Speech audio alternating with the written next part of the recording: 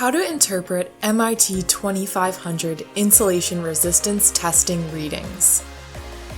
Upon commissioning and during maintenance checks, it is common to run many megohm tests with your MIT2500 on source circuit conductors in a PV array.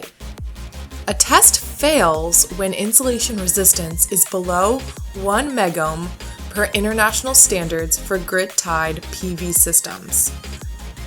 But beyond a pass or fail, the first test can only be a rough guide as to how good or bad the insulation is. In general, good insulation has higher resistance values, and poor insulation has relatively lower values. However, many factors can cause the readings to vary widely.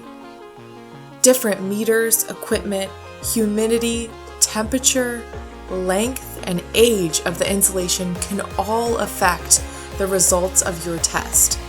It is important to also note what the environmental conditions are when you are testing to qualify your results.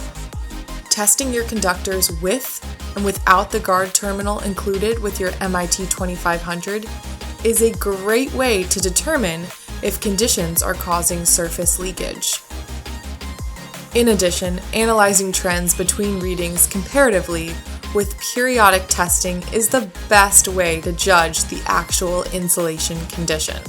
Be sure to run your periodic tests in the same way each time, with the same test connections and voltage applied for the same amount of time. For more videos and documentation on the MIT2500, visit our website.